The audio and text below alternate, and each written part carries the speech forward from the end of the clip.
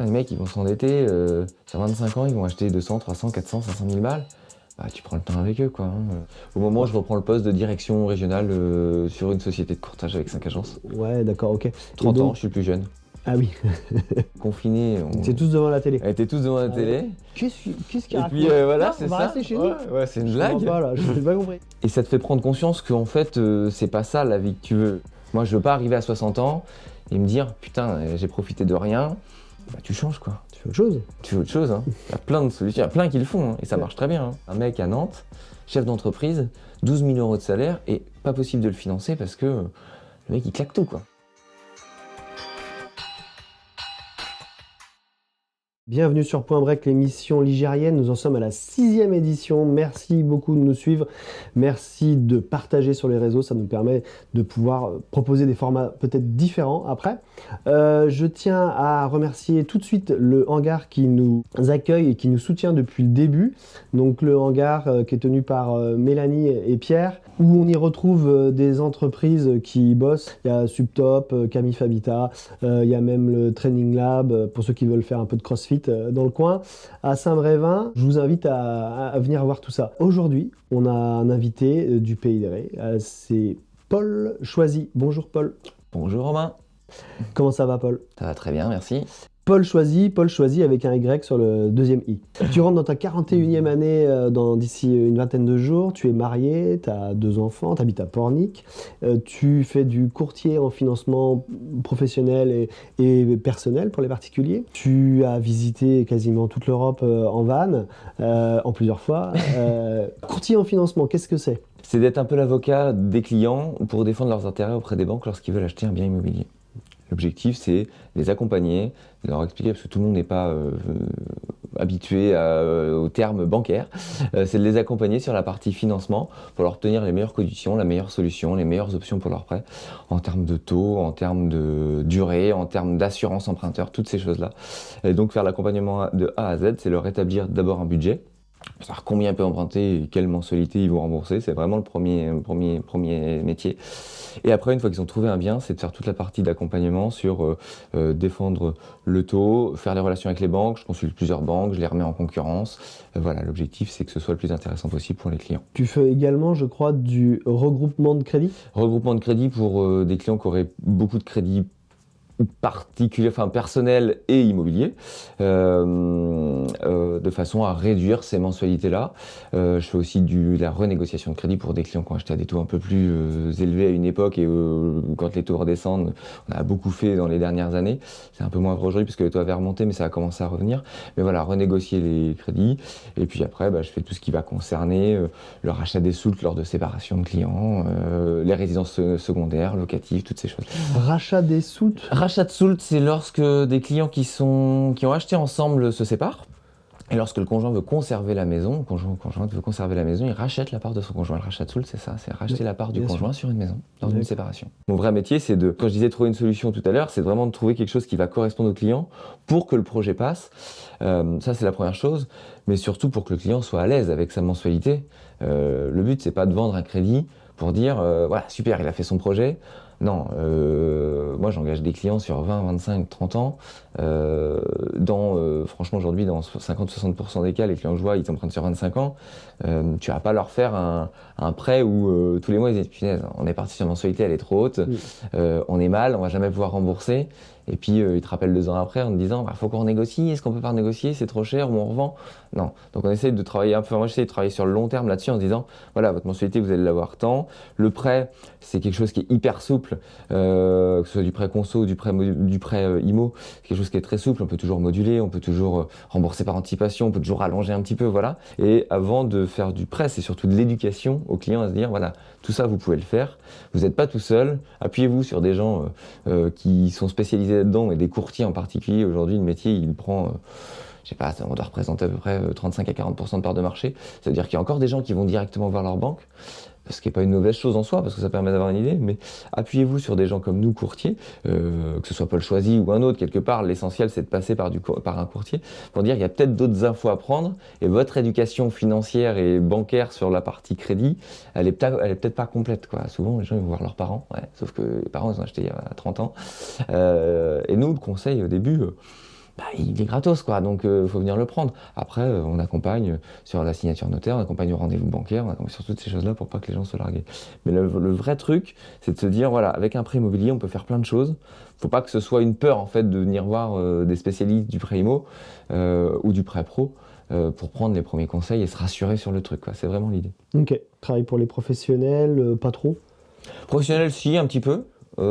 Soit sur des dossiers classiques, simples, je le gère. Sur de l'achat de murs, par exemple, ça je le fais. Sur du rachat d'entreprise pure et du rachat de fonds. Moi je suis parti d'un réseau et du coup je bosse avec un courtier spécialisé en pro là-dessus Ok. et qui va m'accompagner sur toute cette partie-là. Donc je le fais à deux en fait. Donc tu as une agence sur Pornic, Agence sur Pornic, bureau sur Pornic. bureau sur Pornic, dans le centre. Dans le centre de Pornic, qui est 36 rue Rousse, Ouais. basé pas très loin du collège Notre-Dame de Recouvrance, pour ceux qui connaissent. Ouais. Ok. Voilà, avec un petit bureau où je reçois quasi tous mes clients. Ok. Voilà. J'avais pas de bureau il y a quelques années et je me suis rendu compte que je perdais énormément de temps en voiture entre les rendez-vous. Donc voilà, j'ai fait ce choix-là et ça fonctionne plutôt bien. Et du coup, au moins les clients, s'ils veulent passer et qu'ils ont une question, ils savent que généralement, je suis là. Voilà, ils peuvent me trouver en tout cas. C'est le côté rassurant et d'être dans un contexte où on est vraiment là pour parler vraiment projet, quoi. Vous êtes plusieurs dans l'agence? Tu travailles Tout avec. seul. Ok. Je travaille tout seul, je suis indépendant, donc j'ai ma propre structure Ouais. depuis 2020, mais je fais partie d'un réseau. Oui, c'est ça. Je fais partie d'un réseau, je fais partie d'un groupe qui s'appelle Groupe Préto, qui est connu plutôt pour être un courtier en ligne, mais qui a aussi une branche de courtage auprès de mandataires. Aujourd'hui, on est presque 300 mandataires en France. Et ce réseau-là me permet d'avoir des conventions bancaires partout en France. Donc je peux travailler aujourd'hui, je travaille quasi essentiellement sur le secteur du Pédray, mais j'ai des dossiers à Paris pour des gens qui vont investir sur Paris, j'ai des dossiers à Toulouse, j'ai des dossiers à La Rochelle. Donc j'ai des conventions bancaires qui sont partout en France, avec des banques nationales et régionales. Et puis ce réseau-là me permet de ne pas d'être tout seul, mais pas complètement. Et donc d'avoir des collègues dans le secteur et partout en France. Et puis d'avoir surtout un outil informatique qui est juste exceptionnel et des assistantes intégrées. Ce qui me permet moi aujourd'hui de gérer toute la partie commerce, mais pas la partie administrative. Voilà. Ok. Donc tu passes pas mal de temps sur l'ordinateur? Que sur l'ordi. Tout Ok. est numérique, tout est en numérique. J'ai même pas d'imprimante dans mon bureau. Donc tout sera fait en numérique. Donc tu travailles beaucoup sur ordinateur, t'as pas l'impression d'avoir un côté trop sédentaire, tu fais du sport à côté, j'imagine, Ouais. pour, Sédentaire, pense. moi je trouve pas, Ouais. parce que mon premier métier, au-delà de faire des rendez-vous clients, c'est de la prospection, c'est un métier de commercial. Donc je passe à peu près la moitié de mon temps, je dis souvent, à me faire payer des cafés dans les agences immobilières, chez les constructeurs ou chez les notaires, parce que c'est mon réseau d'apporteurs d'affaires qui fait ça. Ça fait 15 ans que je fais le métier, j'ai mis un peu de temps à mettre à mon compte, mais ça fait 15 ans que je suis sur le secteur, donc le réseau je le connais, mais je suis tout le temps en train d'entretenir ce réseau-là, c'est hyper important pour pas qu'il m'oublie, hein, tout simplement. Donc pas trop sédentaire, sauf pour mes rendez-vous. Switch avec le sport à côté pour pas mal de sport, pas mal de courses à pied, pas mal de padel raquettes, pas mal de choses comme ça qui me permettent de sortir un peu de ce cadre-là. Du padel, hein, Padel et pas du paddle. Paddle l'été, mais du padel en salle, sport de tennis plutôt. Voilà. Ok. Tu fais de la course à pied, tu dis, donc tu cours sur le territoire, c'est Ouais. un super terrain de jeu. Beaucoup sur le finalement. sentier, Ouais. beaucoup au bord de mer. Pas mal les retours, hein. C'est dur de faire des boucles sur le sentier éloigné, donc Ouais. oui, essentiellement sur le secteur de Pornic, la Plaine, la Bernerie. Ouais, super terrain de jeu, effectivement. Beau terrain de jeu, très agréable. Je m'en lasse jamais. Alors, pourquoi le Pays de Ré, t'es arrivé ici comment? Complètement par hasard, moi je suis originaire effectivement de Poitiers, de la sous-préfecture de la Vienne qui s'appelle Châtellerault, donc effectivement une quinzaine de minutes du Futuroscope, qui est un peu plus connu dans le secteur de Poitiers. J'ai fait mes études là-bas, et puis les études, pas les miennes d'ailleurs, mais les études de ma femme ont fait qu'on s'est retrouvés un peu à l'autre bout de la France, parce qu'on a été 6 mois à Saint-Étienne et 2 ans à Lyon. Ok. Et puis à un moment donné, l'Ouest nous manquait, les familles étant un peu loin, on a dit on va essayer de se rapprocher. Moi j'étais banquier à cette époque-là à Lyon, et j'avais demandé ma mutation, j'avais demandé d'aller sur le secteur de Bordeaux, La Rochelle ou Nantes.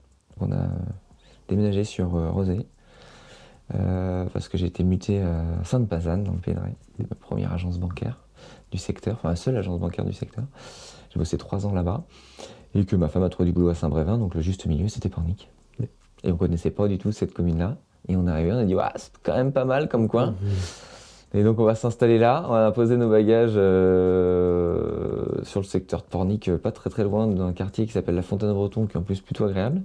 Et puis après on a déménagé 4 fois sur le secteur du Pays de Ré, mais pour des raisons d'achat, de revente, de location et des choses comme ça.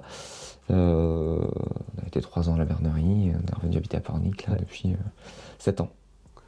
Donc voilà comment j'ai fini Pays de Ré.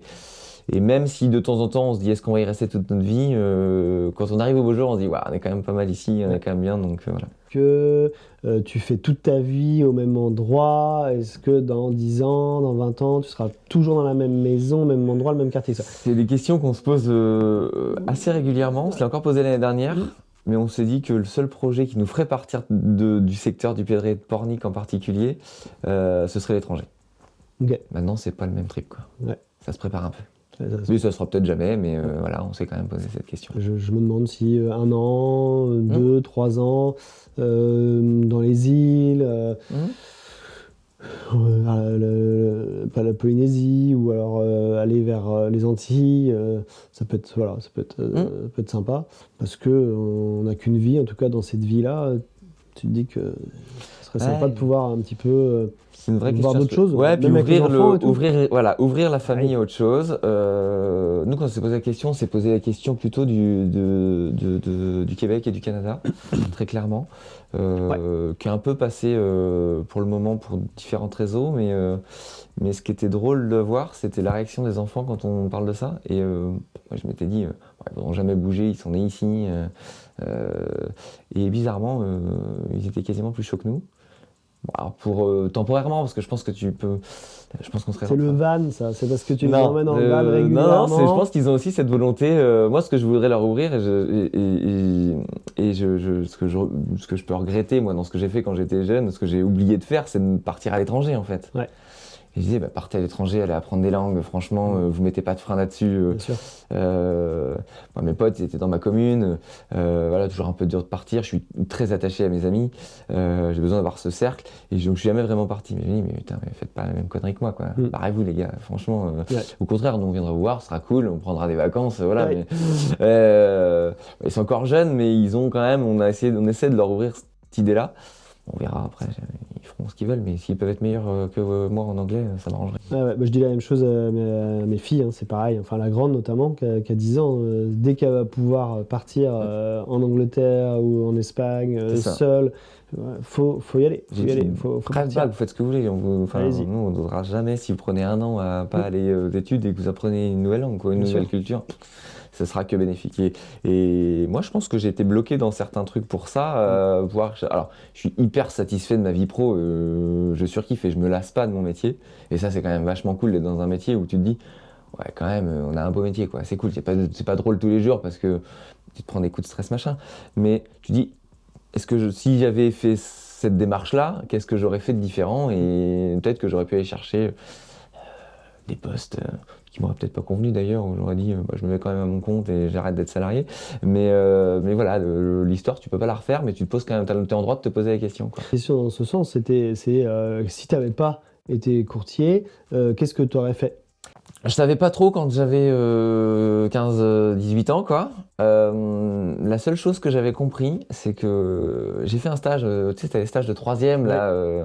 J'ai fait un stage de 3e dans une grosse entreprise, Châtelleraudès, là où j'habitais, pas très très loin de chez moi, c'est une ville qui était beaucoup sur l'industrie automobile, tu vois. Et donc j'ai fait un stage dans une entreprise qui s'appelle Valeo, qui est une entreprise qui faisait des essuie-glaces. Et j'ai vite compris que valait mieux être aux étages sur les moquettes qu'en bas à la chaîne, quoi. Et là, il y a eu un petit déclic en me disant, j'ai un peu orienté, enfin, je pense que ça n'a pas été média, mais j'ai un peu orienté mes études dans ce sens en disant, punaise, moi ce que je veux, quoi, je réussirai ou je réussirai pas, mais c'est sûr que le boulot de chaîne, quand je vois les gars, comment ils bossent, et je l'ai fait une demi-journée pour voir ce que ça donnait dans le cadre d'un stage, j'avais 14 ans, j'ai dit, moi j'ai vite compris que ce que je veux faire c'est travailler en chemise et sur les moquettes.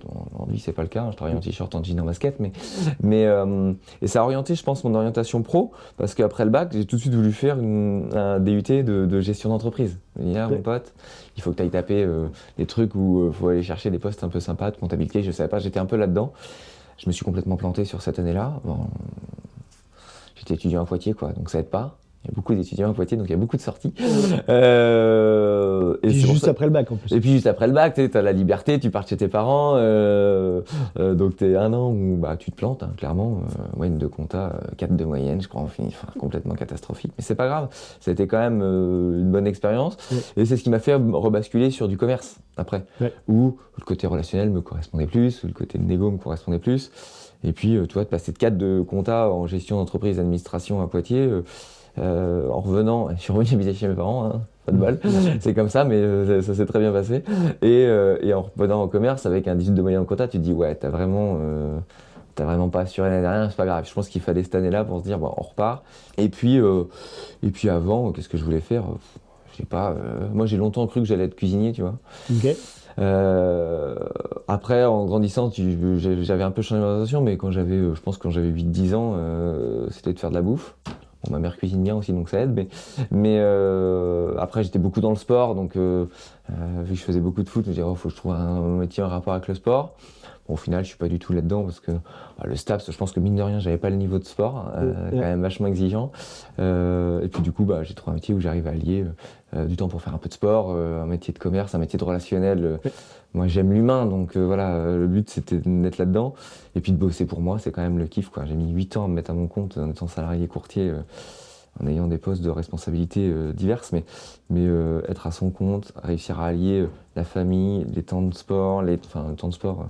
Des fois, je fais plus du tout de sport, j'arrête. L'hiver, j'ai un peu plus de mal à sortir les baskets, mais voilà, c'est quand même, t'arrives quand même à trouver un équilibre qui est plutôt sympa, quoi. Qu'est-ce que tu peux conseiller alors des jeunes de 17 ans aujourd'hui, de 17, 18 à 25 ans? Qu'est-ce que tu pourrais leur dire par rapport à leur orientation, aux peurs qu'ils peuvent avoir? Parce que c'est quand même compliqué, je pense, aujourd'hui, pour des jeunes de savoir où ils vont aller, qu'est-ce qu'ils vont faire comme métier. Et pourtant, euh, ils ont accès via Internet et je pense que tu peux aussi pousser la porte de n'importe quelle entreprise aujourd'hui pour dire, attends, je peux venir voir une journée, comment ça se Ouais. passe ton boulot? Bah viens. Ouais. Un mois ou deux, ça peut être peut-être Ouais. plus compliqué pour certaines boîtes. Mais une journée, mais viens, hein, venez, tu vas voir comment ça se passe ma journée de taf. Et tu vas apprendre un métier, et tu vas découvrir un métier. Je te l'ai dit, je savais pas ce que j'allais faire quand j'avais ces Ouais. âges-là. Et je pense qu'il faut clairement pas se mettre de frein. Enfin, moi, je trouve qu'on se met trop de freins. Je pense que, en général, de temps en temps, contre l'éducation qui te ferme sur certaines choses. Et je pense qu'aujourd'hui, on est trop école et pas assez ouvert vers l'extérieur et vers le monde de l'entreprise, que je trouve hyper intéressant. Il y a des super métiers qu'on connaît pas. Et alors, même si je pense que ça tend à être de plus en plus comme ça, je pense qu'il en manque un peu. Et je trouve que le monde de l'alternance et de l'apprentissage, il est encore trop réducteur. Moi, je pense qu'on a le droit de se planter, tu vois. Enfin, moi, j'ai commencé en banque. Quand j'ai signé en banque, je me rappelle de mes grands-parents de ma femme qui pleuraient parce que j'étais rentré en banque. C'est-à-dire qu'ils avaient 70 ans. Oh, c'était le Graal, quoi, de travailler en banque. Au bout de 6 ans, je me suis cassé, quoi. Je m'emmerdais comme un rat mort. Enfin, franchement, c'était sympa parce que t'apprends plein de trucs, parce que c'est le milieu de la finance, machin. Mais mine de rien, c'est cool, tu travailles pas le lundi. Moi, j'avais un jeudi sur deux, 9 semaines de vacances. Ouais, sauf qu'à 25 ans ou 26 ans, t'as pas envie de ça, quoi. Enfin, j'avais pas d'enfant. Et j'ai dit, bah non, mais moi je démissionne de la banque, quoi. Le jour où j'ai démissionné de la banque, mes collègues, ils n'ont pas capté ce qui se passait. J'avais un conseiller qui bossait avec moi, il m'a dit, mais t'es complètement... Pourquoi tu pars de la banque, quoi? Il dit, là, ta carrière, elle est tracée. Ouais, mais en fait, c'est pas ça que je veux. Donc les jeunes, quand ils démarrent, ils ont le droit de se planter, en fait. Il faut qu'ils fassent un truc qui leur plaît, surtout, qu'ils se mettent pas de frein, qu'ils aillent voir plein de choses. Ils ont le droit de faire un an, et puis... donc moi, le conseil à donner, c'est essayer plein de choses, en fait. Expérimenter. Ouais, faut aller chercher des expériences, et puis même qu'on pas à voir avec tes études, quoi. Il y a plein de gens qui font le métier, qui n'ont pas du tout fait des métiers de commerce, qui n'ont pas du tout fait des licences banque. Moi, je te dis, dans le courtage, franchement, j'ai jamais fait de licence banque, moi. J'ai fait un truc général, tech de co, ok. La banque, je l'ai appris sur le tas. Et en fait, ton métier, moi, je dis toujours, je suis un commerçant de Pornic, quoi. C'est-à-dire que si tu crées ton réseau, à Pornic, je connaissais personne. Aujourd'hui, mes enfants, ils râlent parce que dès que je vais faire 3 courses à Leclerc, c'est terminé, on y passe 1 heure. Mais c'est vachement plaisant comme truc, ça veut dire que tu es reconnu dans ce que tu fais, les gens savent ce que tu fais. Donc, non, pas de frein particulier, il faut essayer des choses. Tu as le droit de te planter. Moi, j'aurais voulu essayer plus de choses que j'ai pas fait. Mais ouais, aller chercher des expériences, tu disais très justement, aller faire des stages 3-4 jours, voir des trucs, même pour rien voir avec ce que tu as fait. On s'en fout, mais faites quelque chose qui vous plaît, quoi. Bon, le mieux, c'est faire quelque chose qui te plaît, puis qui te fasse gagner un peu de sous quand même, pour que ce soit un peu tranquille. Mais ouais, faut faire des choses qui te plaisent. Je veux dire, toi, t'as choisi ton métier parce que c'est un kiff. Ouais. Mais en fait, c'est pas le cas de tout le monde. Aujourd'hui, moi, je vois plein de gens, ils disent, ah, putain, on se fait chier, machin. Ouais, non, en fait, moi, je me fais pas chier. Et je me ferai pas chier dans mon métier, quoi. Vraiment, je m'éclate. Je m'éclate et je m'en lasse pas. 15 ans, je m'en lasse pas. Donc, des fois, c'est dur, mais tant que tu t'en lasses pas, écoute. Puis le jour où tu te lasses, bah, tu changes, quoi. Tu fais autre chose. Tu fais autre chose, hein. Il y a plein de solutions, il y a plein qui le font, hein, et ça marche très bien, hein. Ouais, j'ai mon ami Gérard Grenet, chaman urbain, qui connaît bien les chamans. Et les chamans, ils disent tu tombes, bah tu te relèves. Ouais, mais si je retombe, bah tu te relèves. Puis tu continues. Puis si tu tombes, bah tu te relèves. En fait, Ouais, c'est puis pas grave de c'est tomber. des cycles, en fait, c'est Exactement. des cycles. C'est des cycles. On passe tous par là quand on est, je vais dire, entrepreneur, mais tu sais pas pourquoi. Il y a des années où tu vas être euphorique et tout va rouler. Et il y a des années, tu es au fond du trou. Enfin, la crise de l'IMO, moi, je l'ai pris à pleine tronche. Mhm. Et quand un matin, tu te lèves et que tu dis, waouh, chérie, je pense que là, payer le crédit ce mois-ci, on va être short, hein. Je sais pas si Choisis ton prêt va exister dans 4 mois. Tu en es là. Parce que tu te dis, bah, mais en fait, tu t'en sors. Alors, tu peux te planter, hein. Ça arrivera peut-être, je sais pas. Mais tu t'en sors vachement plus fort. C'est-à-dire que tu prends un recul sur les choses qui est quand même vachement sympa en te disant, ouais, de toute façon, maintenant je suis passé par là. Ce que je prends, je le prends, ça repart, et ton cycle, il est passé. Et on dit souvent que c'est des cycles de 4, 5, 6, 7 ans, tu vois, et on sait que de temps en temps, il faut juste le prévoir. Il faut juste pas que ça tombe dans un moment où tu es déjà tendu, et puis voilà. Mais oui, tu as le droit de te casser la gueule et de repartir. Moi, je me suis mis à mon compte parce que au moment où je devais racheter une franchise, je devais racheter la franchise dans laquelle je bossais depuis 8 ans, à Saint-Nazaire. Sauf que 1er avril 2020, je devais racheter, quoi. 1er avril 2020, tout le monde sait où chacun était. Il se passait rien, on était confinés. On était tous devant la télé. On était tous devant la télé. Qu'est-ce qu'il Et raconte? puis voilà, Non, c'est on va ça. rester chez nous. Ouais, c'est une Je blague. comprends pas, là, je n'ai pas compris. Tu rigolais de moi en Ouais, même temps. pendant combien de temps on va rester chez nous? Il y a le 2 pangolin. semaines. Exactement. 2 semaines à rester chez nous. Ah non, Et que 6 mois. au moment où je dois racheter, bim, 1er avril, je dis au franchisé, je dis au franchiseur, pardon, je dis non, mais moi laisse-moi 6 mois parce que là c'est impossible que je reprenne 2 salariés dans la situation où on est. Ils me disent non, c'est pas possible, on y va quoi. Je dis non, on n'y va pas. Et donc, fin. Si on n'y va pas, rien, il se passe rien. C'est-à-dire que le 1er avril, tu es en plein confinement, tu dois reprendre une boîte, tu la reprends pas, et tu sais pas ce que tu vas faire 3 mois après.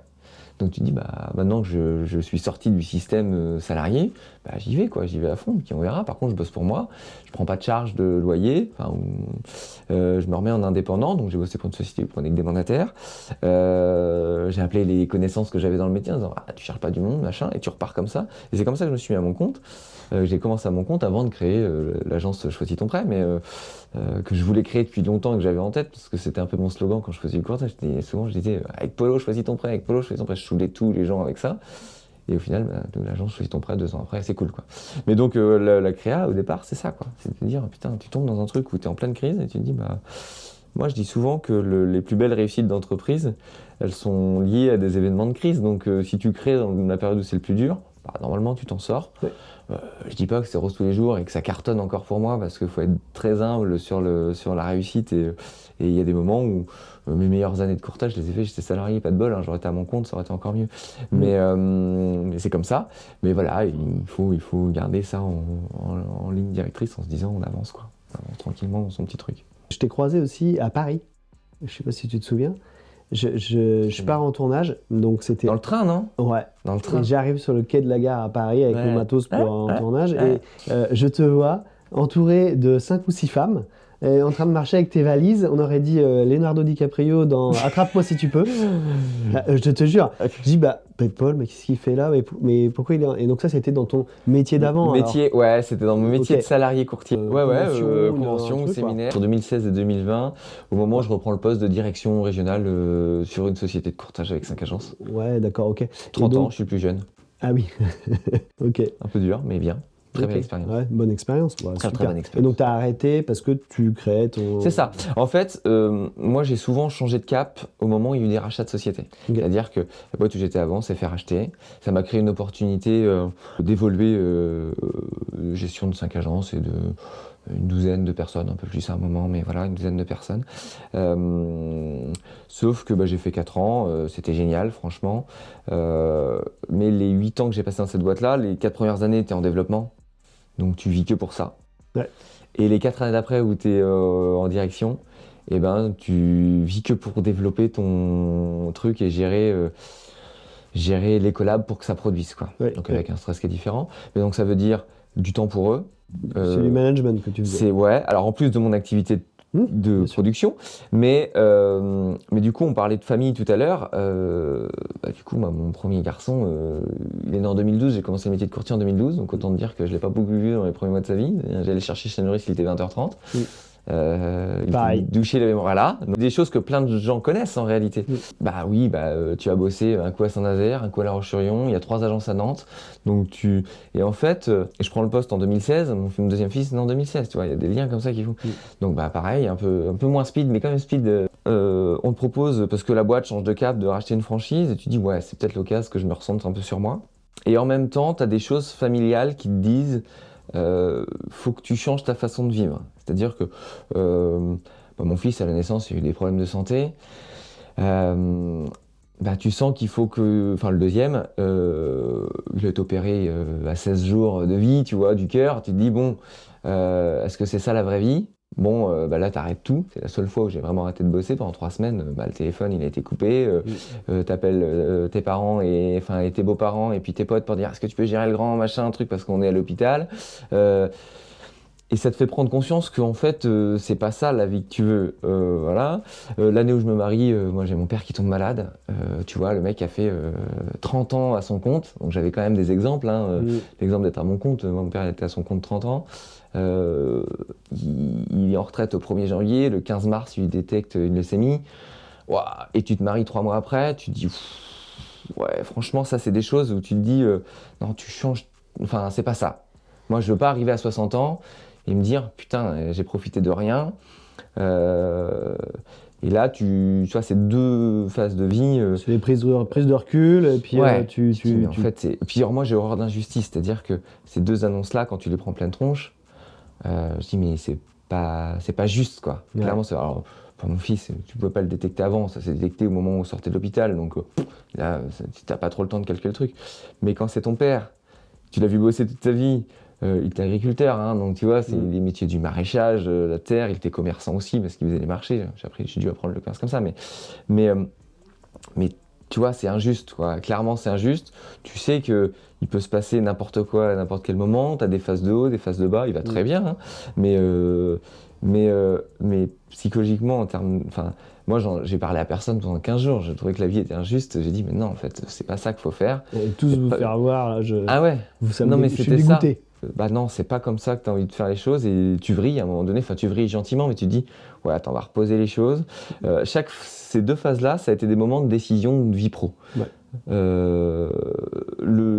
Iloé, mon deuxième, on a dit, à l'époque, on habitait sur la Bernerie, qui reste Pornic pour moi, mais on a dit, non, en fait, nous, on avait vécu à Pornic, on allait revenir habiter pas très loin du centre de Pornic, tu vois, c'était un peu l'idée. Notre vie, elle était là, nos amis étaient là-bas, on avait besoin de ce cercle un peu.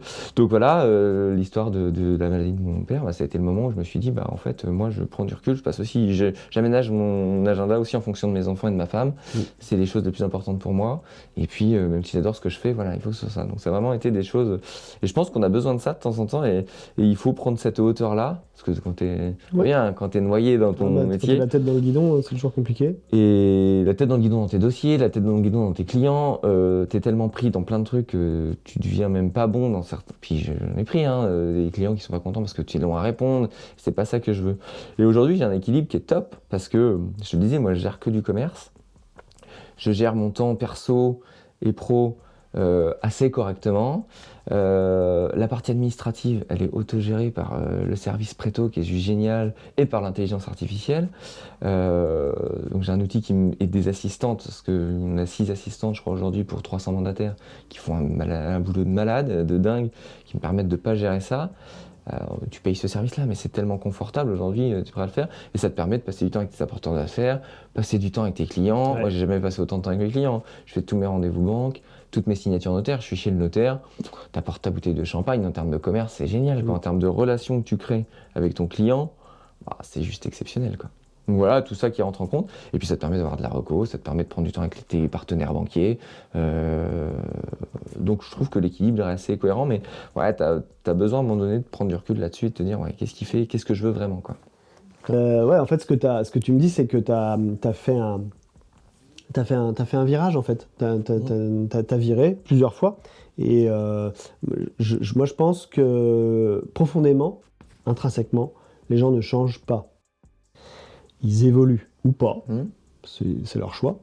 On part tous avec une base de couleurs, une palette, un l'arc-en-ciel, tu vois, on a tous cette couleur. On est, l'expérience, l'éducation qu'on reçoit fait qu'on a notre rouge, il est là, il est peut-être un peu plus gros, il y a une toute partie de bleu, le violet, le machin. Et puis, dans la vie, on prend du recul avec les événements, les machins, et là, on fait réduire la palette de rouge. Peut-être que le rouge, il a une teinte un peu différente, mais il est toujours rouge. Ouais. Il est toujours là. Il y en a toujours. Et même s'il est même très très très très fin, il y en a toujours du rouge. Et donc, moi, c'est comme ça que je vois les choses. Donc, les gens changent pas profondément. Ouais. Ils évoluent. Et donc, on a toujours en nous, voilà, comment on gère notre Ouais. rouge. Et donc là, toi, c'est ce que tu as fait. Ouais. Exactement. Hop, tu as J'ai diminué le recentré bleu, sur des tu as choses qui centré, étaient essentielles. tu as évolué. Et donc, ça, c'est une force. C'est voilà, c'est une capacité d'adaptation. Ça demande de prendre du recul, analyser la situation, savoir ce que tu veux, ce Oui. que tu veux pas. Alors après, bah là, c'était suite à des événements Ouais, marquant, oui. marquants qui, boum, mis une petite claque. Qui t'ont permis d'accéder à ça, mais c'est vachement important de faire des bilans, même pro, perso. Enfin, professionnellement et personnellement, je fais un bilan tous les 6 mois. Tous les 6 mois, je fais un bilan de ce que j'ai fait avant, de ce que je veux faire après. Là, je fais donc dans l'été, et puis en fin d'année. Dans les vacances de Noël. Permet de te Je fais recentrer sur les choses je regarde essentielles. ma compta, machin et tout, mais je regarde aussi ce que j'ai fait, ce que j'ai réalisé, combien de temps j'ai passé à faire ci, ça, est-ce que j'ai été surfer vraiment le nombre de fois que je veux. Voilà, en 2013, j'étais à Saint-Brévin et j'avais pas encore d'enfant. J'ai fait 52 sessions de surf dans l'année. 52 dans l'année. Et donc en septembre, j'en ai fait, je sais plus, 15 ou 20, un truc de dingue. Et donc c'était top. Aujourd'hui, j'en fais beaucoup moins. Mais bon, après, faut pas tout comptabiliser, etc. Ça fait 48, quoi. J'en fais un petit peu moins, 47. Et donc, c'est important de faire un bilan. Faut pas attendre Oui. d'avoir 40, 45 ans pour les hommes. Les femmes, c'est souvent un peu plus tôt. Et enfin, c'est 35-40 et les mecs, des fois, c'est plutôt 50. Ils font une espèce de bilan de bon alors, ou à la retraite. Les mecs à la retraite, ils arrivent à la retraite, ils font le bilan. Mais c'est pas à la retraite qu'il faut faire le bilan. Ah, c'est trop tard. Ouais. T'as fait le bilan C'est de trop qui, tard. de quoi? C'est trop tard, t'as profité de rien. Enfin, je mets quand même toujours le boulot, tu vois, au centre. Parce que, mine de rien, c'est là-dessus que tu vis, quoi. Ouais. Mais, effectivement, il faut réussir à trouver cet équilibre en disant, bah ouais, moi, j'essaye de m'imposer le vendredi, aller chercher mes enfants à l'école, quoi. 16h30 l'école, c'est pas toujours simple, quoi. Ah non. Moi, je vois mes clients le soir, quand ils ont fini de bosser. Voilà, on essaye de le faire, quoi. Ouais. On parlait de sport tout à l'heure, ouais, une session de 2 heures de sport dans la semaine, c'est quasi obligatoire, quoi. Donc bon. Et il faut réussir à gérer ça, mais ça ça se gère bien, mais là où moi j'ai évolué, où j'étais une tâche, franchement j'étais nul, c'était que je repoussais tout, quoi. La procrastination, c'était juste catastrophique. Aujourd'hui, tu vois la tronche de mon agenda, je m'impose des plages, c'est coloré dans tous les sens, il n'y a personne qui capte ce qui est marqué dedans, mais il y a des couleurs de perso, des couleurs pro, des couleurs de ça, il faut pas le bouger. Et sur l'orga, j'ai vachement progressé, et du coup, j'ai jamais l'impression de subir. Et de ne pas subir son activité, c'est quand même fun, quoi. Ah, j'ai pas par la. C'est ça, quoi, ça ressemble à ça, quoi. C'est ça, exactement. C'est exactement ça. Comme ça, quoi. Mais toi, t'as beaucoup d'orange, ça doit être tes congés, mais. Non, c'est Point Break. C'est l'émission. Tu peux pas tout respecter, mais mine de rien, déjà, quand t'as ça en tête. Et j'anticipe pas non plus 8 jours avant, c'est-à-dire que je regarde mon agenda du lendemain, le soir. Oui. Bon, voilà. Et puis ça s'adapte. Mais du coup, je suis vachement détendu. Moi, je vois quand je rentre, je dis c'est bon, je suis à jour.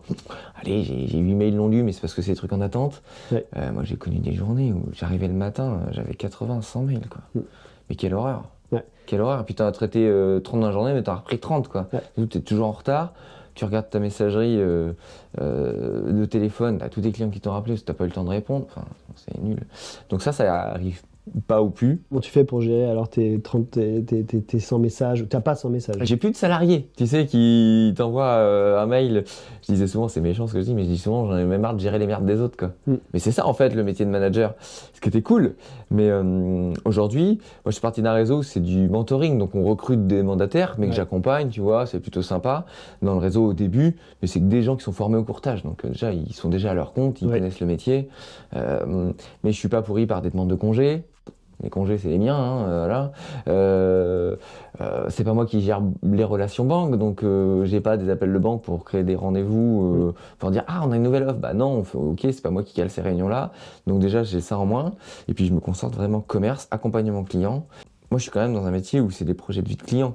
Ah oui. Avant, j'étais un courtier qui faisait beaucoup de volumétrie, mais où tu vois, t'avais un peu l'impression de faire un gros 6, quoi. Ouais. Là, aujourd'hui, je prends plus le temps avec le client, je regarde systématiquement sur Maps ce qu'il achète, tu vois, c'est des petits détails où tu dis, putain, les mecs, ils achètent quand même sur 20 ou 25 ans. Tu veux pas passer un quart d'heure avec lui en disant, ok, c'est ça, c'est le taux, c'est ça, machin, un truc. Non. C'est-à-dire que tu prends le temps de voir ce qu'il achète, tu t'intéresses à sa vie, parce qu'en plus, moi, je demande les salaires, les avis d'imposition, les relevés de compte, je connais la vie des gens, hein. Bien sûr. Donc, je me rappelle. Au bout de 2 mois après le rendez-vous, je me rappelle plus de rien du tout des clients. Et je me rappelle des clients parce que je suis assez physionomiste, mais leur vie, quelque part, ça les regarde. Mais les mecs, ils vont s'endetter. Sur 25 ans, ils vont acheter 200, 300, 400, 500 000 balles. Tu prends le temps avec eux, quoi. Moi, je prends aussi des honoraires. À un moment donné, tu vas au rendez-vous bancaire, tu t'intéresses à ce qu'ils achètent, tu vas chez le notaire. C'est la moindre des choses, quoi. À un moment donné, tu les accompagnes jusqu'au bout, quoi. Tu fais de l'humain. Tu fais et puis j'adore ça. Ouais. Et puis moi, le relationnel, c'est vraiment mon truc, l'humain, c'est mon truc. Ça me permet de rencontrer plein de gens de plein d'univers différents. Ouais. Et il n'y a pas de gens que je n'apprécie pas de rencontrer. C'est-à-dire que tu peux gagner 800 balles par mois ou tu peux gagner 10 000 balles. Toujours un point d'intérêt, un truc, et discuter avec les gens. Je trouve ça génial. D'ailleurs, les meilleurs dossiers, c'est pas les gens qui gagnent 10 ou 15 000 balles, quoi. C'est pas les dossiers les plus simples, quoi. Moi, j'ai l'exemple en tête d'un mec à Nantes, chef d'entreprise, 12 000 euros de salaire et pas possible de le financer parce que le mec, il claque tout, quoi. On en avait discuté, je crois, de ça, sur le fait d'être riche ou pas riche. Qu'est-ce que c'est être riche? On va dire financièrement, qu'est-ce que c'est? Est-ce que c'est gagner 10 000 balles par mois? Est-ce que c'est 15 000 balles par mois? Si tu gagnes 1 500 balles et qu'il te reste 500 balles, comparativement à celui qui gagne 15 000 balles et qui reste 0 à la fin du mois, et qui est riche? Ouais, qui est riche? Qui est riche, finalement? Pour détendre les clients sur ce sujet-là, je dis, mais ce que vous gagnez, en fait, on s'en fout, quoi. On s'en fout. Vous, qu'est-ce qu'il vous faut pour que le soir, quand vous vous couchiez, vous soyez détendu? Oui, bien sûr. Voilà, ça se joue à ça, en fait. Un financement IMO, je disais, c'est un projet de vie. Alors, il y en aura peut-être plusieurs dans ta vie. Il y en a qui vont acheter qu'une fois, il y en a qui vont acheter 20 fois, on s'en fout. Mais le but, c'est de déstresser le client et de démocratiser l'achat IMO. Mon métier, c'est juste ça. Tu rentres dans leur intimité. Moi, j'en donne un peu parce que tu es obligé de parler un peu de toi et ça te donne aussi confiance. C'est-à-dire que ouais, tu as ton bureau, mais tu as ta personne, quoi. De repartager les trucs, tu es pareil sur le même sujet. On échange assez facilement sur nos vies respectives en dehors du taf.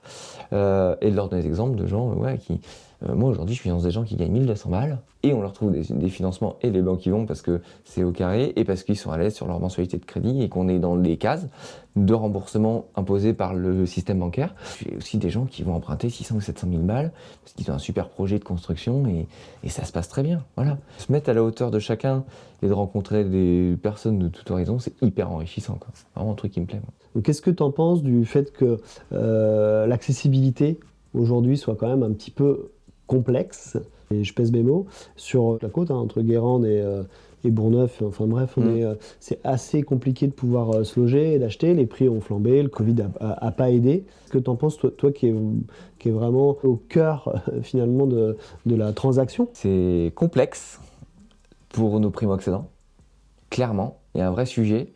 Moi, quand j'ai démarré en 2012, la primo-accession, on en avait encore à peu près sur la côte. Saint-Brévin, Saint-Michel, Pornic. Ça devenait déjà dur, mais on trouvait déjà que c'était hyper cher. Mais avec des montages qu'ils faisaient, avec des prêts aidés, on arrivait à faire des choses, notamment des prêts à taux zéro, des choses comme ça. Et en 2015-2016, là, ça a déjà commencé à se et tendre. le vrai impact, c'était le Covid. Ah oui, là, c'est Là, exponentiel. mais là, on est tous dans ce sujet-là, en fait, parce que tous ceux qui sont propriétaires sur le Pays de Ré aujourd'hui, ils sont bloqués parce qu'ils se disent bah, on n'aimerait rien acheter plus grand, on n'aimerait rien vendre nos maisons, on est déjà propriétaire, c'est cool, mais tu vois, il y a toujours ces envies-là. Il faut savoir que le délai moyen de revente, c'est 7 ans. Donc tu vois, les gens qui ont acheté il y a 7, 8, 9, 10 ans, ils disent ah, on aimerait bien avoir un peu mieux ou se rapprocher d'un secteur. Sauf que tu es bloqué en fait. Ta maison, elle a pris 30% peut-être. Et même si tu revends bien, bah, tu peux plus racheter, quoi. Tu ne peux plus racheter. Donc ça, c'est pour ceux qui sont déjà propriétaires, mais pour les primo-accédants, c'est des projets qui se font. Parce que moi, je finançais avant 60% de primo-accédants. Aujourd'hui, je suis plutôt sur un ordre de... Je pense qu'on est encore pas loin de 50, tu vois. Parce que dedans, tu as un peu locatif, un peu de second achat, un peu de secondaire. Mais ils ont reculé, en fait. C'est-à-dire que les zones où ils peuvent acheter, on va être plutôt sur Saint-Père, sur la campagne brévinoise, Saint-Michel, Pornic quand même. Hein, on arrive à trouver des choses, attention. Hein. Le vrai sujet, c'est vraiment les centres de ces communes-là. Il y a toujours cette volonté-là. On était un peu bloqué au niveau du foncier sur les terrains.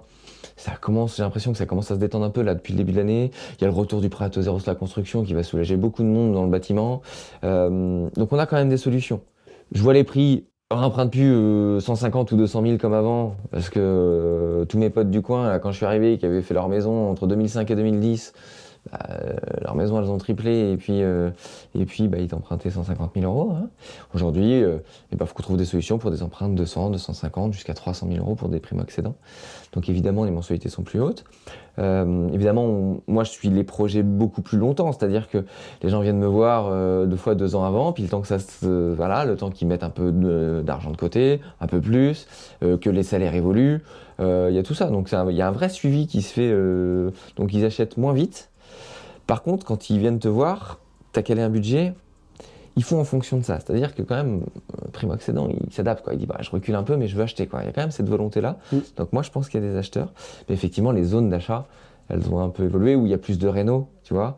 Là, on est aussi dans une période où les prix commencent à stagner, à baisser un peu. Il y a plus de négociations qui se font. Donc, bah, voilà, on rentre dans des choses où le vendeur est un peu moins maître du marché et l'acheteur commence à reprendre un peu de pouvoir, gentiment, mais c'est pas encore tranché, où les taux ont beaucoup augmenté l'année dernière et commencent à se stabiliser, voire à baisser un petit peu. Donc voilà, plus, je te dis, des prêts où les banques jouent un peu le jeu sur les primo-accédants, des choses comme ça. Donc finalement, on arrive à quand même trouver des solutions. C'est évidemment un parcours du combattant et d'où l'intérêt d'être bien accompagné, au-delà du courtier, qui est un élément, un maillon essentiel, mais par avoir un bon agent immobilier et un bon notaire, histoire de t'accompagner sur le truc, ou un bon maître d'œuvre, un bon constructeur, machin, pour t'accompagner sur cette partie-là, et puis gérer tes coûts. Mais voilà, il y a quand même des solutions. Moi, je suis quelqu'un d'assez optimiste. Quand tu as 2 salaires, franchement, on trouve des solutions. Personne seule, avec des revenus normaux, ça peut être compliqué dans des zones où ils recherchent après, effectivement, il faut adapter au secteur. Ça, il y a des apparts un petit peu mais sur Pornic. mais on est sur un secteur où le Pays de Ré, historiquement, t'achètes pas beaucoup d'appart, quoi. Ouais. Les gens, ils veulent des maisons, un jardin, ce qui se comprend. Hein. Bien sûr. Je veux dire, on était quand même sur un secteur qui était assez rural il y a 20 ans. Enfin, lire Pornic, Pornic c'est vraiment le coin à part, parce que je crois que Pornic, il y a 50 ans, il devait y avoir 3000 habitants ou 4000 habitants, on est à 18 000 maintenant, on est déjà dans une ville, quoi. Ouais, Pornic, c'est une Il ville, y a un vrai sujet hein, sur les c'est une ville porniquets. riche. C'est-à-dire, tu vois, en moyenne, un courtier, ça fait économiser 17 000 euros à un client. Ok. Voilà, c'est les stats des syndicats de courtage. J'invente rien, hein. Moi, je prends les chiffres qu'on me donne. Mais je pense qu'entre les taux d'intérêt et l'assurance emprunteur, puis les frais de dossier, et, euh, et dans les enveloppes que moi j'arrive à... le client qui va juste voir sa banque, il a une vision de banque. C'est-à-dire que le banquier lui dit, bah, nous, c'est 35% d'endettement. Moi, j'adore les banquiers, hein, j'ai besoin d'eux, ça reste un partenaire. Maintenant, je pense qu'on a des optimisations possibles sur des enveloppes. Et en moyenne, je fais entre 10 et 15% de plus de budget euh, que ce que fait une banque, en règle générale. C'est énorme. Moi, j'ai un pote, là, il vient d'acheter, il est en train d'acheter, il se reconnaîtra aussi d'ailleurs. Il va voir sa banque. La banque lui dit, bah, c'est 250 000. Sauf que lui, son projet, il a besoin de 280, quoi. 285, je ne sais plus combien il faut au final, mais voilà. Pour une construction. Il connaît très bien sa banquière. Il vient me voir, je dis, mais non, mais je dis, franchement, on peut le faire. Enfin, je dis, moi, ça colle, quoi. Il dit, non, mais t'es sûr, je m'engage. Je dis, oui, vas-y, engage-toi. Au final, je le laisse dans sa banque. La banque suit parce que j'ai augmenté le budget. On bénéficie en plus d'une petite baisse de taux dans l'histoire parce que le temps qu'il fasse son projet, les taux ont baissé. Donc, mais je suis un peu moins frileux que ce peuvent l'être peut-être certains banquiers. Et j'ai une vision à 360 où si c'est pas ta banque, je te change de banque parce que bah, en fonction des profils, on va pas se mentir, il y a des banques qui sont plus à même de faire des financements qu'à d'autres. Tout à fait. Voilà, plus il y a des durées qui font que c'est plus sur une banque, il y a des revenus qui font que c'est plus sur une autre banque. Et ça, c'est mon job en fait. Et je suis très transparent avec le client. Je lui dis, bah, moi, systématiquement, j'envoie à ta banque parce que j'ai besoin de ce pilier-là pour négocier, mais j'envoie à 3, 4, 5 autres banques de façon à ce qu'on ait une vision du marché qui soit large. Et après, bah, on fait des allers-retours avec les banquiers pour essayer d'aller les gratter en termes de conditions. Et donc, il achète, on lui fait son financement, boum, il lance son projet. Et la banque dit, bah ouais, mais j'aurais pu le faire. Elle dit, pourquoi vous êtes passé par un courtier? Parce qu'il prêtait Bah 250. parce qu'en fait, Toi, si tu je vas viens que chercher vous voir, je fais pas 285. mon projet, quoi. Oui. Alors, encore une fois, je ne tire pas sur les banques parce que la politique bancaire, elle change tous les mois, tous les 2 mois. J'ai moi-même été banquier, je sais ce que c'est. Et ils font plein de choses, ils font du primo, mais ils font de l'assurance. Et c'est leur truc. Il faut qu'ils fassent tout. Moi, aucun avis là-dessus. Sauf que moi, mon métier, c'est de faire du prêt. Donc, bah, j'ai sans doute un œil qui est un petit peu différent et où je me dis, mais là on peut optimiser, là on peut augmenter les budgets, là on peut pousser un peu l'endettement, là on va négocier un peu le taux parce que je sais que je peux aller chercher un peu mieux, l'assurance emprunteur, il y a peut-être un petit quelque chose à faire, et bah, les enveloppes, là il y a un crédit conso. Ah, t'as de l'épargne, est-ce qu'on en rembourse pas une petite partie, puis on met plus sur le crédit IMO, et du coup, bah, mime, ah ouais, bah, tu vois, tes 12% ou tes 10 à 15% de projets en plus, ils sont là, quoi. Ils sont là parce que l'analyse, elle est complète, parce que moi, mon premier rendez-vous, je prends 1 heure avec mon client, je connais sa vie, et est-ce qu'il n'y a pas un don parental? Il y a beaucoup de ça aussi aujourd'hui sur le secteur. Bah, les parents, ils sont là pour filer un coup de main, parce que tu le disais, les prix, ils ont éclaté. Et en mettant tout ça bout à bout, parce que tu as fait ta phase de découverte qui était complète, et tu t'es intéressé au projet du client et à la vie du client, et ben ouais, tu sors des projets où tu n'es plus à 250 000, mais tu arrives à les taper à 280 000 de prêt, plus un peu d'apport, plus des comptes qui sont bien tenus, plus bien sûr ça rentre en ligne de compte, c'est quasiment le plus important. Et bah, tu passes au forceps de temps en temps à 35,5, 36 d'endettement, mais tu sais que ça tient, quoi. Si tu le présentes bien et que tu l'expliques bien entre ton client, moi l'intermédiaire et le banquier, et ben ça roule. Voilà, le but c'est ça, rassurer tout le monde là-dessus. Tout à l'heure, tu m'as parlé du fait que tu faisais partie de réseaux d'entreprises. Est-ce que tu communiques aussi sur les réseaux sociaux ou pas du tout? Comment tu gères ça? Je communique sur les réseaux sociaux, je suis très à l'écoute des réseaux sociaux, Ouais. pour le coup. Ouais. Mon travail du midi et du soir, c'est de zioter un peu ce qui se passe Ok.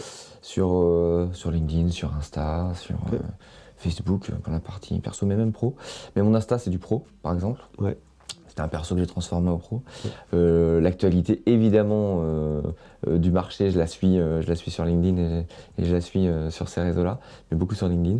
Moi, j'utilise aussi beaucoup parce que mon réseau Preto, je suis aussi chargé de développer l'organisation, c'est-à-dire le réseau, et de faire rentrer des nouveaux courtiers dans notre réseau-là. Donc ça me permet de suivre l'actualité de ces courtiers-là, de prendre contact avec eux de temps en temps. Voilà, le but c'est de faire du mentoring, hein, donc de faire rentrer ces gens-là, les accompagner pour leur présenter un peu ce que nous on propose dans le réseau de Preto.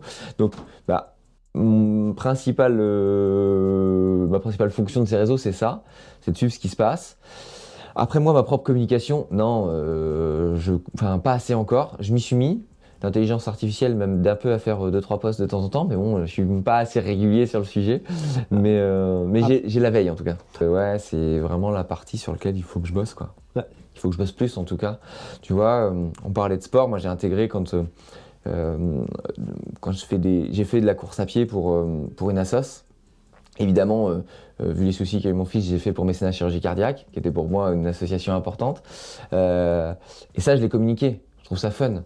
Tu vois, mettre des actualités de finances, c'est bien. Mais sur mon Insta, j'ai communiqué que je faisais le semi-marathon du Futuroscope, parce que je suis originaire de là-bas, machin, avec le maillot de Mécénat Chirurgie Cardiaque qui est rouge et qu'on voit bien. C'est toujours fun de le faire pour une assos, tu le parles à ton réseau d'entreprise. Voilà. Ce que je devrais mettre, c'est des expériences clients, que je fais pas du tout. Tu vois, les dossiers, on n'est pas sûr de sortir. Moi, je pourrais raconter le premier dossier qui m'a apporté mon premier apporteur d'affaires. Je veux dire, personne ne voulait le financer. Tu prends un truc, tout le monde dit que c'est infinançable. Et puis, tu sais pas pourquoi, tu es bon à ce moment-là et tu as une banque qui te suit, tu vends bien ton dossier. Les étoiles sont alignées. Voilà, tout est aligné. L'apporteur d'affaires, il t'envoie un os parce que ça fait 3 mois que tu vas le voir en disant balance-moi un dossier, balance-moi un dossier. Et tu le sors, quoi. Tu le sors, tu sais pas comment. Mais moi j'avais 26 ans, je me dis putain, le truc est lancé. Alors je veux pas que des dossiers comme ça, tu vois, mais quand même être content de sortir un truc comme ça en disant putain, en plus ça te rapporte un apporteur d'affaires, t'as fait ton job, le client est content, fallait prendre des revenus locatifs, des trucs un peu tordus, enfin. Et tu dis ouais, en fait t'as gagné le truc, quoi, et après t'es lancé et les 3 mois d'après il peut rien t'arriver, quoi. Et donc il faut toujours garder ça là, cette espèce de dynamique.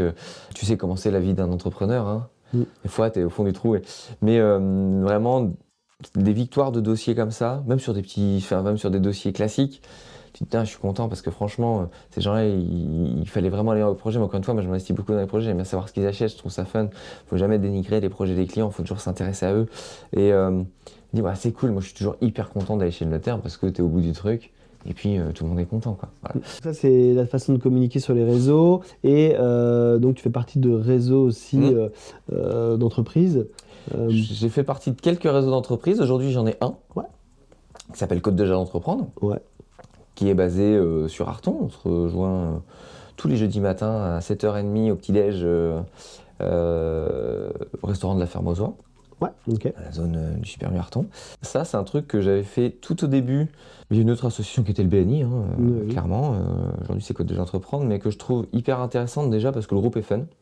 Ouais. On est 22 ou 23 aujourd'hui, avec des gens qui sont originaires de tout milieu. Alors, un peu de gens du bâtiment, un peu de gens qui font du tertiaire. C'est hyper enrichissant parce que moi, je suis avide d'infos de ce qui se passe ailleurs aussi. Ouais. C'est-à-dire que plus j'apprends, plus ça me va. Je serai jamais un spécialiste dans un truc, mais moi le bâtiment j'y connaissais que dalle. Aujourd'hui ils montrent des trucs que je connaissais pas. Enfin, pour moi c'est Disneyland, quoi. Tu vois, ils savent faire ça, les mecs, les magiciens savent faire des choses avec leurs mains. Moi quand il faut que je mette une cheville molly dans un mur, c'est déjà toute une histoire. Bon, c'est mieux, mais c'était quand même pas gagné. C'est orienté business, parce que c'est orienté reco. Le fait que ce soit tôt le matin, tout le monde dit 7h30, qu'est-ce que tu vas t'emmerder à aller faire une réunion à 7h30. Mais non, en fait 7h30, si tu t'obliges à y aller, déjà, ça te permet d'être tranquille à 9h.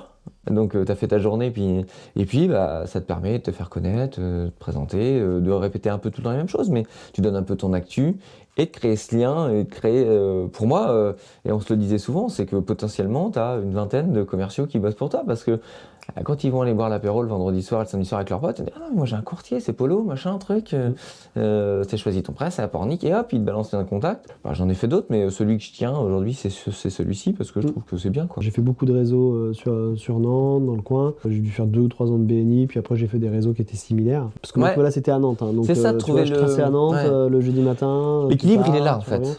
Faut quand même. Si tu fais pas de business, parce que c'est quand même. c'est un peu plus raide. Et mes BNI, moi, la première année, Mais le concept est top. moi, je crois que la la première année, quand je démarre en 2012, Pareil. mi-2012, BNI mi-2012, pareil. je pense que je prends une trentaine de contacts. Donc je dis, tu l'as pas fait dans le vide. Alors après, tu transformes ou tu transformes pas, parce que voilà. Moi, je dis toujours aux mes apporteurs d'affaires, mais envoyez-moi les clients en fait. On s'en fout que je fasse le financement ou pas. Je vais parler de moi et ils vont parler de moi. Donc c'est pas de la perte de temps pour personne en fait. Donc le principe du club d'entreprise, c'est de se dire, envoyez-moi les contacts. Je fais pas. Évidemment, je préfère faire, mais si je fais pas, j'ai pas perdu une heure parce que s'il a un pote qui cherche un courtier, il va parler de moi, ça s'est bien passé, voilà. Le concept du BNI est nickel. Top, ouais. C'est parfait, ça marche très bien. C'est 86, je crois, en Californie, ça vient de là. Ouais. C'est un vieux truc des États-Unis qui était reporté à Paris, puis après c'est redescendu sur les plus petites villes. Mais ouais, 2012, moi, comme toi. Moi, je m'intéresse beaucoup à la concurrence. Ah oui? Tu t'intéresses beaucoup à la concurrence? Moi, je m'intéresse beaucoup à la concurrence parce que je ne considère pas que c'est de la concurrence. Ouais. Je te le disais, je préfère voir les gens qui vont peut-être moins voir leur banque en direct et qui vont voir des courtiers, en fait. Ouais. Moi, la concurrence, je la trouve saine. Sur le secteur, je la trouve saine. Je connais, je pense, quasiment tous mes confrères courtiers. Je vais les voir, j'ai pas de soucis, il y en a dans le secteur. Ouais. Et je pense qu'il y a de la place pour tout le monde, en fait. Je suis pas du tout dans cette agressivité concurrentielle. Et parce que peut-être un jour, on bossera ensemble. Déjà parce que je fais partie du réseau Préto où on recrute des courtiers qui sont déjà formés. Peut-être qu'un jour, tu sais, ta vie de courtier, un jour, tu peux te dire, moi j'étais hyper bien dans mon réseau les 8 premières années. Et puis les choses ont fait que finalement j'y étais plus. Et puis voilà, et on ne sait pas de quoi. Moi je m'étais juré que je ne travaillerais pas pour une entreprise quand j'ai quitté ma première boîte. Et j'ai rencontré David Le Sueur, avec qui je bosse toujours. Et humainement, ça s'est bien passé et j'ai bossé pour cette boîte-là. Tu sais pas de quoi est fait demain. Perso, je me suis toujours dit, je travaillerai jamais dans l'automobile et tout. J'étais ingénieur en informatique pendant 6 ans chez un éditeur de logiciels pour l'automobile, pour les concessions automobiles. Aujourd'hui, je dis que je travaillerai jamais en banque. Je suis sorti de TechDoco, qui c'est qui a recruté? Les banquiers. Ouais. À un moment donné, il fallait que je bouffe. Et puis, j'ai fait 4-5 entretiens et puis je me suis retrouvé à la banque, à Lyon. Ouais.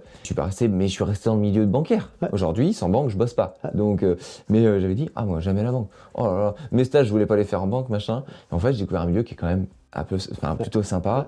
Après, je l'ai spécialisé dans moi, ce qui me plaisait, c'était le primo, mais qui était l'immobilier et puis le pro. Pareil, dans le même sens. Jamais je serais commercial.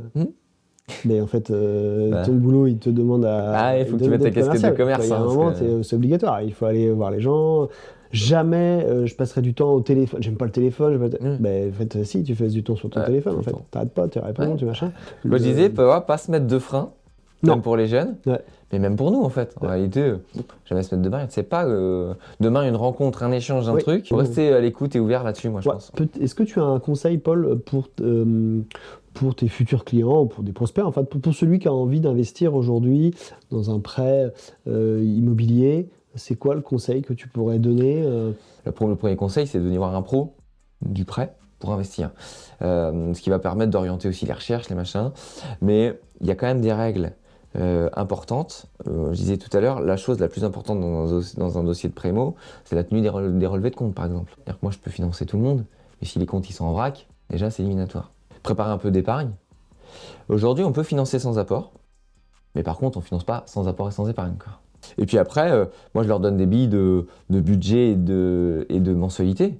Donc, moi, je donne toutes les clés aux clients pour qu'ils fassent une recherche sereine. Le but, c'est vraiment ça. Démocratiser le prêt, c'est ça, en fait. C'est que les gens repartent du rendez-vous en se disant « Ouais, il nous a ouvert sur ça, ça, ça. Donc, on va orienter notre recherche comme ça. On sait qu'on peut aller à temps. J'ai financé cette année un intérimaire à plus de 38 d'endettement, quoi. Mais parce que c'était cohérent. Le prêt immobilier, ça reste du bon sens. Si c'est sérieux, le mec, il est intérimaire depuis 10 ans, qu'il a un peu de sous de côté. Oui, on pousse un peu l'endettement, mais ce qui lui reste pour vivre, ça tient. On y va, quoi. Les CDD, on en finance. Faut un peu de recul. Les CDD d'un mois, évidemment, non. Donc ça veut dire qu'à partir du moment où tu as l'idée de faire un prêt, tout de suite, faut te dire, même si ça va être dans 2 ans, il faut venir. Faut tout de suite venir te voir pour que tu puisses tout de suite leur donner un peu les conseils que tu as. Cabler tout de suite le truc. Cadrer, c'est de l'éducation. T'as dit cadrer? J'ai dit câbler et cadrer, mais j'ai dit cadrer. J'ai dit câbler. Câbler l'esprit surtout. Câbler l'esprit et cadrer le truc pour que il puisse, que ce prêt puisse se réaliser d'ici un an. Ce sera soit c'est tout de suite et tant mieux. Moi, j'ai des clients qui viennent dans le bureau en disant c'est notre premier achat, on ne sait pas trop par quel vous prendre, on pense que ça va pas être possible. Puis tu sors un budget. Et puis il t'appelle 15 jours après en disant ah, ça y est, c'est le coup de cœur quoi. Donc tu débloques des choses. Alors c'est un outil d'aide, je dis souvent pour les professionnels, parce que mine de rien, ça peut débloquer des choses, plus tu as élargi un peu le budget, voilà. Ou alors tu dis bah non, c'est pas le moment là-dessus. Maintenant, dire non, ça m'arrive. Je disais tout à l'heure, je suis pas le magicien du courtage, quoi. À un moment donné, je suis pas le magicien du prêt immobilier. Quand je peux pas le faire, je peux pas le faire. Par contre, dire non sans raison, ça n'a pas de sens non plus. Donc tu dis non, mais tu dis par contre, ce qu'il faut qu'on mette en place, c'est ça. Et c'est là où il y a une vraie éducation à se préparer à l'achat immobilier en disant, bah là, faut bouger un peu ça. Ce crédit-là, bon, il y a un crédit auto qui nous ennuie. Est-ce qu'on peut pas le réduire un peu? Ou il y a toujours un prêt auto. Les banquiers ils partent du principe qu'il y a toujours un prêt auto. Donc voilà. Est-ce que sur cette dépense-là, est-ce qu'on peut pas affiner un peu les choses? Il y a des clients, on y passe 2 ans, hein, et tant mieux. Et on se rappelle tous les trimestres en disant ah j'ai eu un truc, est-ce que c'est toujours possible, machin, là les taux ont baissé, est-ce que c'est... Et c'est ça la vie d'un projet en fait. Ça peut mettre 2 ans comme ça peut mettre 15 jours. Moi mon plus grand regret sur le limo, c'est d'avoir acheté à 27 ans. Hein. Je me dis c'est déjà trop tard. Si les gens ont la possibilité d'acheter, il y en a qui n'ont pas la possibilité, attention, c'est pas grave, on s'en fout. Mais les gens, moi j'ai bossé à partir de 21 ans en banque. Si j'avais eu l'idée ou le courage, Pour parler... en parler poliment, d'acheter à ce moment-là, dans le secteur où j'étais, qui était Lyon, ça aurait été le meilleur placement de ma vie. J'aurais revendu, je l'aurais loué, j'en sais rien. Mais même petit, au début, on adapte. Vaut mieux acheter petit et se dire qu'on va le revendre dans 2, 3... Ouais, j'ai revendu une maison au bout de 3 ans. Hein. Et dire, bah ouais, mais mine de rien, c'est un placement. Parce qu'il faut vraiment... Moi, je prends l'IMO comme un placement. Et hop, ça te permet de faire une culbute pour racheter autre chose. Peut-être à 2 plus tard ou machin, mais il faut pas se mettre de frein là-dessus quoi. Celui qui peut acheter à 22 ans, 20 ans, j'en ai là, il faut y aller quoi. Ok, bah merci beaucoup Paul, c'était le mot de la fin. On va remettre dans la description les liens vers Choisis ton prêt et puis tout ce qu'on s'est dit. Merci à vous et à la prochaine.